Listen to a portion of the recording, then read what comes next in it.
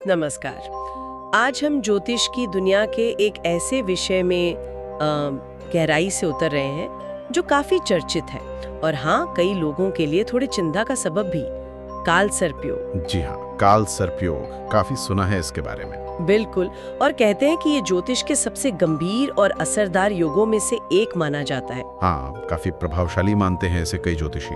हमारे पास जो जानकारी है उसके मुताबिक ये योग तब बनता है जब जन्म कुंडली में सारे ग्रह, मतलब वो जो ज्योतिष में छाया ग्रह कहे जाते हैं ना, राहु और केतु। हाँ, राहु और केतु उनके बीच एक ही तरफ से मट जाते हैं। सोचिए, एक तरफ राहु, दूसरी तरफ केतु और बाकी सारे ग्रह जैसे उनके बीच फंसे हुए हों। बिल्कुल, एक तरह की घेराबंदी कह सकते हैं ग्रहों की। लेकिन यहीं से असली सवाल शुरू होते हैं ना, क्या ग्रहों की ये खास जमावट, ये स्थिति वाकई किसी की किस्मत बदल सकती है? ये बहुत बड़ा सवाल है। क्या ये सिर्फ एक मतलब खगोलीय संयोग है, ग्रहों का गणित, या फिर इसके पीछे कोई गहरा मतलब छुपा है, कोई कर्मों का लेखा जोखा या कोई अनदेखा विधान? चलिए आज इसी पहेली को थोड़ा सुलझाने की कोशिश करते हैं। जी जरूर, देखते हैं क्या निकलता है। हमारी आज की ये पड़ताल काल सर्प योग, रहस्य और मान्यताएं शीर्षक वाले एक लेख के कुछ खास हिस्सों पर आधारित है। तो हम मिलकर समझने की कोशिश करेंगे कि ये लेख काल सर्प योग के बारे में क्या बताता है, इससे जुड़ी आम धारणाएं क्या हैं, इसके पीछे की कहानियां क्या हैं और हाँ, इस पर अलग अलग राय क्या है। ठीक है, तो देखिए, लेख की माने तो सबसे आम धारणा जो सबसे ज्यादा सुनने में आती है वो यही है कि जिनकी कुंडली में ये योग होता है उनके जीवन में चीजें जैसे अटकने लगती हैं। अटकने लगती हैं मतलब कैसे? मतलब ऐसा नहीं कि वो मेहनत नहीं कर रहे, पर अचानक से रुकावटें आ जाती हैं। कोई काम बनते बनते एकदम से बिगड़ जाता है, एक सिलसिला सा बन जाता है इसका, जिससे काफी निराशा पैदा होती है। हाँ, ये बनते बनते बिगड़ने वाली बात तो मैंने भी सुनी है। और लेख ये भी इशारा करता है कि ये रुकावटें सिर्फ कामकाज तक ही सीमित नहीं रहती है ना? जी नहीं, बिल्कुल नहीं। इसका असर रिश्तों पर भी दिख सकता है, ऐसा लेख बताता है। रिश्तों पर? जैसे बेवजह का तनाव बढ़ जाना, गलत फहमियां होना, आपसी समझ में कमी आना, ये सब परेशानियां सामने आ सकती हैं। अच्छा। और साथ ही शायद आर्थिक मोर्चे पर भी। हाँ बिल्कुल, आर्थिक मोर्चे पर भी लगातार एक संघर्ष या कह सकते हैं अस्थिरता बनी रह सकती है। जैसे पैसा आता तो है पर टिकता नहीं, या जरूरत के वक्त एकदम हाथ खाली रह जाता है। ये पैटर्न भी देखा जाता है या कम से कम माना जाता है। तो मतलब जीवन के कई पहलुओं पर इसका असर बताया जाता है। जी, दिलचस्प बात यह है कि लेख के अनुसार इस योग के बनने के पीछे कोई एक फिक्स्ड वजह नहीं बताई जाती, अलग अलग मान्यताएं हैं। अच्छा, क्या क्या मान्यताएं हैं? कुछ ज्योतिषीय परंपराएं इसे पिछले जन्मों से जोड़कर देखती हैं। उनका मानना है कि पिछले जन्म के कुछ अधूरे काम या शायद कोई गलत कर्म। अच्छा, कर्मों का सिद्धांत। हाँ बिल्कुल, वही कि पिछले जन्म का कुछ हिसाब है जो इस जन्म में कालसर्प योग बनकर सामने आता है और ये बाधाएं पैदा करता है। ये एक तरह से कर्मों के फल का सिद्धांत है। और दूसरी तरफ कोई और मान्यता भी है? हाँ, एक और मान्यता का जिक्र है जो काफी सुनने में आती है। वो है इसे नाग देवता के श्राप से जोड़ना। नाग देवता के श्राप से? ये तो काफी पौराणिक लगता है। जी, ये व्याख्या थोड़ी पौराणिक और धार्मिक रंग लिए हुए है। हो सकता है कालसर्प नाम में सर्प शब्द होने की वजह से भी ये जुड़ाव बना हो। हाँ, हो सकता है, समय का सर्प जो कुंडली को जकड़ लेता है, कुछ ऐसा ही, बिल्कुल।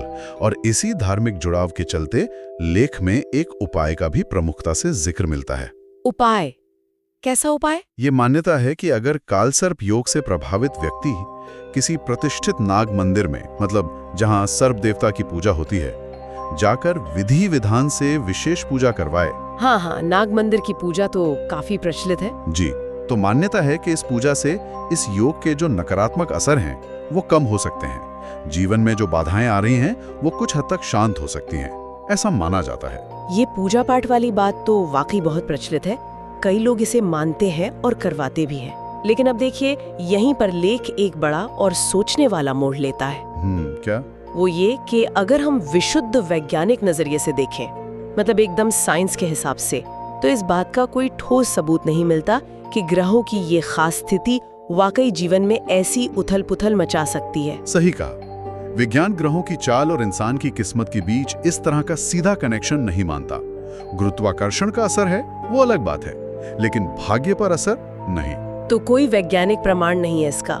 जिन्हें कोई प्रमाण नहीं है, और यही इस पूरे मामले को और पेचीदा बना देता है। लेख हमें एक विरोधाभास दिखाता है। एक तरफ कोई वैज्ञानिक पुष्टि नहीं, कोई ऐसा डेटा नहीं जो साबित करे कि हाँ, इस योग की वजह से ऐसा होता ही है। लेकिन दूसरी तरफ हमारे समाज में लाखों लोग हैं जिनका इस योग पर अटूट विश्वास है।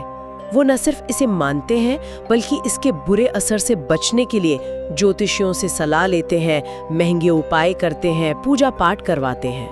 हाँ, ये विश्वास तो बहुत गहरा है। इतना गहरा है कि वैज्ञानिक सबूतों का न होना उनके लिए जैसे मायने ही नहीं रखता। ये तो वाकई सोच में डालने वाली बात है। लेख हमें जैसे एक चौराहे पर खड़ा कर देता है।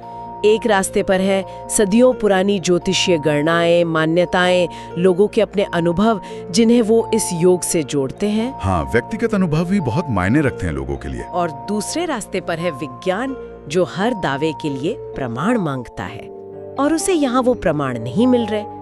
तो क्या वाकई आसमान में घूमते ये पिंड, ये ग्रह धरती पर हमारे जीवन की स्क्रिप्ट लिख सकते हैं? हमारी सफलता, असफलता, खुशी, गम, क्या सब कुछ पहले से तय है इन ग्रहों की चाल से?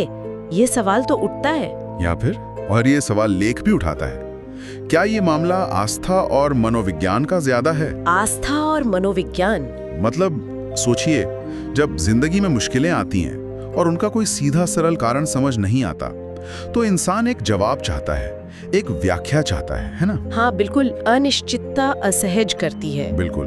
तो हो सकता है कालसर्प योग जैसी अवधारणाएं उस अनिश्चितता को एक नाम दे देती हूँ, एक कारण बता देती हूँ। इससे शायद एक तरह की मानसिक राहत मिलती हो कि अच्छा, ये सब इस योग की वजह से हो रहा है। हाँ, कि प्रॉब्लम की जड़ पता चल गई। भी ढूंढा जा सकता है, पूजा पाठ, दान वगैरह। ये कहीं ना कहीं मुश्किल हालात में नियंत्रण पाने की एक मानवीय कोशिश भी हो सकती है। मतलब अनजान दुश्मन से लड़ने से बेहतर है जाने हुए दुश्मन से लड़ना, भले वो दुश्मन ज्योतिषीय हो। हाँ, कह सकते हैं एक तरह का कोपिंग मैकेनिज्म भी हो सकता है ये। तो कुल मिलाकर लेख हमें क्या समझने में मदद करता है? यही कि काल सर्प योग का रहस्य, चाहे जो भी हो, चाहे ये वाकई ग्रहों का खेल हो, कर्मों का हिसाब हो, या सिर्फ हमारे मन का वहम और जरूरत हो, या शायद इन सब का मिलाजुला रूप हो। हाँ, हो सकता है। लेकिन बात यह है कि ये आज भी, इस तकनीकी युग में भी लोगों के बीच एक बड़ा विषय है। ये डर पैदा करता है, चिंता देता है और साथ ही एक गहरा कौतूहल भी जगाता है। इस पर बातें होती हैं, लोग इससे बचाव के रास्ते ढूंढते हैं और ये ज्योतिषीय चर्चाओं का एक अहम हिस्सा बना हुआ है। इसमें कोई शक नहीं। तो आज हमने इस लेख के आईने में काल सर्प योग को कई कोणों से देखा, समझा कि ये बनता कैसे है, राहु केतु के बीच ग्रहों का फंस जाना जी, इससे जुड़ी आम धारणाओं पर बात की, जैसे जिंदगी में अचानक ब्रेक लगना, बनते काम बिगड़ना, रिश्तों में तनाव और पैसों की किल्लत। हाँ, ये मुख्य मान्यताएं हैं। हमने इसके पीछे बताई जाने वाली संभावित वजहों को भी जाना। जैसा लेख में जिक्र है, कुछ मानते हैं ये पिछले जन्म का हिसाब है, कर्मफल, तो कुछ इसे नाग देवता के श्राप से जोड़ते हैं जी।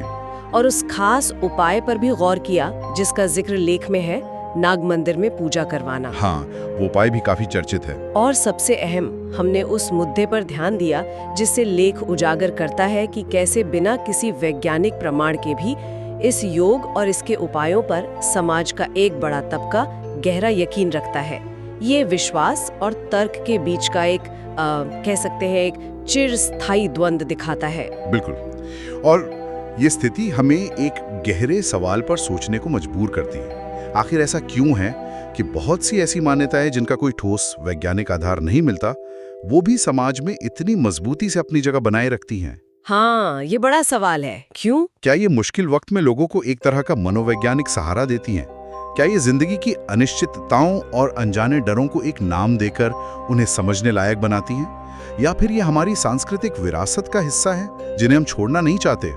शायद कई कारण हैं। ये सोचने वाली बात है। इन सवालों पर गौर करना हमें सिर्फ ज्योतिष नहीं, बल्कि इंसानी स्वभाव, समाज और विश्वास कैसे काम करते हैं, इसके बारे में भी बहुत कुछ सिखाता है। बिल्कुल सही कहा। ये लेख हमें यही दिखाता है कि कालसर्प योग सिर्फ ज्योतिष का एक तकनीकी शब्द या एक योग भर नहीं है। नहीं, उसके कहीं ज्यादा है। हाँ, ये डर, उम्मीद, परंपरा, मनोविज्ञान और रहस्य का एक बहुत उलझा हुआ एक जटिल ताना बाना है। एक ऐसी पहेली जिसके शायद कई जवाब हैं और जिस पर यकीनन और भी सोचा जा सकता है और भी खोजा जा सकता है।